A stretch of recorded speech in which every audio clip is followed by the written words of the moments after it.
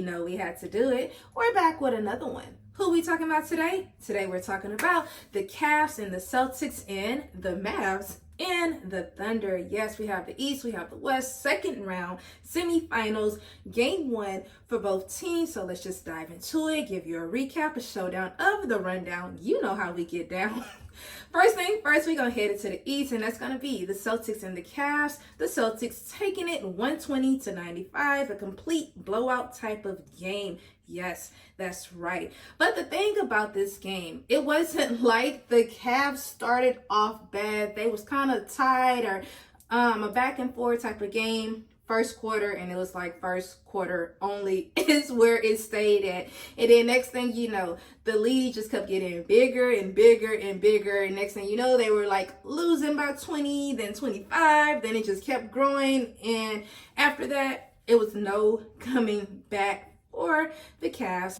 But anywho, let's just dive into the game and give y'all some stats of the players and let you know how they played. First things first, we're going to talk about the Cavs, and that's going to be Donovan Mitchell having 33 points, 6 rebounds, and 5 assists, having a great game. But the thing about it is Donovan Mitchell cannot do it alone. He needs his help. We need everybody for the rest of the team to step up, be an asset, play a role, and get the ball rolling. Because it's like, if this is how y'all playing in game one, is not even going to make it to a game 5. It's going to be a complete sweep. And the thing that sucks when it comes to the Cavs, I told y'all this last game, they need Jarrett Allen for defense. Of course, he is out. So it's like, that's really going to hurt the Cavs this series. Obviously they were able to do it with the Magic, but like the Celtics is on a whole different level. The Celtics is on a whole different level, and it just shows on that they're way more experienced. They've been to the finals. They've been to, like they know how to come. Moral of the story, point blank period. And it's like the Cavs need that help. They need that defensive player, and they just don't have that. And the next person we're going to talk about, and that's going to be Mobley. He had 17 points, 13 rebounds, getting him a nice double-double. Like I said, it was not enough for the Cavs. Like I say, they started off strong. They just did not finish strong. And I was just kind of like watching the game, like the first part, I was like, oh, okay, this might be a good little matchup. They staying with it, because off rip, I was like, the Cavs is finna lose. It ain't even finna be a close game. But when I started watching them, I kind of changed my mind. I was like, okay, I see how y'all coming. Y'all really fighting. Y'all really staying within reach. And it just didn't happen. It was like the Celtics literally scored the Cavs the whole game. Outscored them. Whole entire game. I don't even think the Cavs even got the lead at all. Not one part of the game. Going into the fourth quarter, the Celtics was up 15 points. It just was not a good look for the Cavs, and they were already down 10 points going into half. So that just shows you like how the game was headed. It just was headed downhill. And then we just gonna switch it over and head it and talk about Boston with no Porzingis. So both of the centers are out for the Cavs and for the Celtics. But let's just dive into the stats of the Celtics. The first person I want to talk about is gonna be Jaylen Brown. He had 32.6 rebounds coming. Jaylen Brown came with it last night. His confidence was like up there. He was shooting threes. He was dunking. He like, you name it, he was doing, playing great defense. I already told y'all he don't get enough credit. So I feel like game one, he was really shining last night. And I said, okay, Mr. Jaylen, I see how you coming. But he really did do a good job. He was definitely the leader of the team last night. And it's like, when it's time to shine, go ahead and do just that. And the next person I want to talk is going to be Derek White. He had 25 points, 5 assists. And this man had 7 threes last night. And ever since, I'm not even going to say ever since, but yes, ever since the playoffs have started, Derek White has been balling.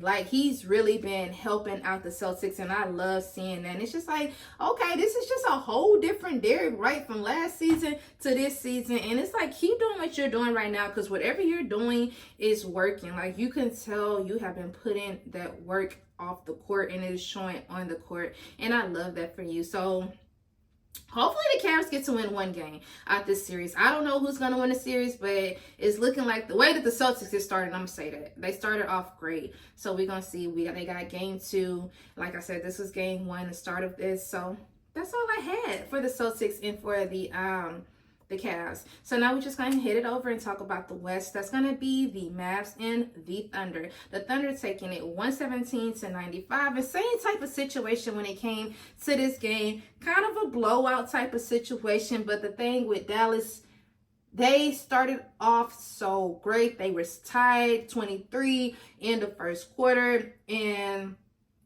I think it was the second half that kind of like changed the energy of the game, because it was like second quarter, it wasn't like a bad thing, but the fourth quarter, they only had 16 points in the fourth, and it was just kind of like that really hurt them. And then even when they came back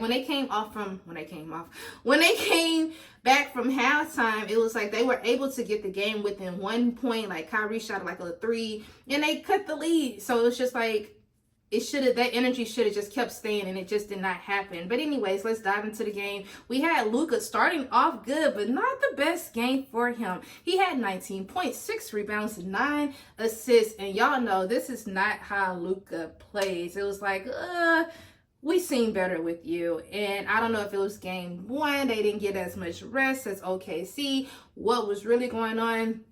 But I really feel like game 2, they going to come with it. Now they know what to expect. They know how OKC is coming. And it's like, they're going to be prepared next time. And then the next person I want to talk about, that's going to be Kyrie. He had 20 points last night. And for him, his start was kind of like rocky. I ain't going to call it like completely sloppy, but he was getting like turnovers, passing the ball. Other OKC gets the ball. Like, it just wasn't. I just don't feel like they was very prepared for game 1. That's all I have to say when it comes to Dallas. Next person on Dallas, I feel like they really came with it. That's going to be Gafford. He had 16 points, 11 rebounds, and this man had 5 blocks. Like, this game last night was like the blocking type of show. You had Dallas blocking, you had OKC blocking, and Gafford was really putting that defense. He really had that hustle. He had that heart, that drive, all the above. I was like, okay, I see how you coming. You want to win. It just wasn't, the rest of the team just wasn't with it like the way that he was playing. They didn't match his energy. So that's just what that was. And now we just gonna head it over and talk about OKC. Y'all already know the first person I'm gonna talk about. Literally, when I talk about OKC, he's always a person I mention, and that's gonna be SGA. Wow, what is wrong with me? SGA, he had 29 points, 9 rebounds, 9 assists, almost a triple-double. And the crazy part about it, he was able to rest the last 4 minutes of the game. So it's like, y'all already know what that means. If he able to sit out, they already knew they won. More of the story. But he started off hot, he ended hot. OKC just has great energy, great chemistry to me. Such a young team, and they play very, very well together. And that's really what I had to say about him. Like, he did what needed to be done. They got the win. And I just know next game, they probably going to have to step it up even more, because I just know that Dallas is really going to be like, okay, y'all ain't finna outdo us that bad. We may lose, I don't know, but it ain't finna be no complete blowout. And then the next person I want to talk about, that's going to be Chet Holmgren, the rookie, who my personal opinion, feel like he should have got Rookie of the Year, but that's just me. Hey, that's just me. But anyways, he had 19.7 rebounds, and then he had 3 blocks. I told y'all it was a blocking type of game. Him and Josh Giddey, they have great chemistry together. Giddey was assisting him the ball. He was dunking the ball. I was like, okay, I see what y'all doing. But I love watching them. It was just like the energy really kept you like into the game. Like, they really want to win. You're in OKC. You got your fans. You know, like, everybody's there to support you. And it just showed on the court. And it's like, I love that for OKC. Because at first I was like, oh, this may be a next round, third round may be the Mavs and the Timberwolves. But it's like, now I'm watching this game, I was like, ooh, OKC really came with it. So it's like, ooh, this could be anybody's series. It may even go to a game 7 is how I'm feeling, like the way it's just like moving. I'm like, okay, I see what you're doing. But they was just really coming with it, and I just was like, okay, I see how OK's coming. They was high. I feel like they got way more rest than Dallas, obviously. But this was a great game 1, a great matchup, a great, like, this is what Dallas needed, and they needed to see like how OKC was coming, so they know what to do next game. But y'all, that's really all I had. Y'all already know what I'm about to say. I need y'all to be productive. I was productive, so you gotta do the same in return. Also, please don't forget to like, comment, and subscribe. And don't forget to turn on your notification bell so you can be alerted when who posts, when TB posts. Once again, I'm TB. Peace out. Bye.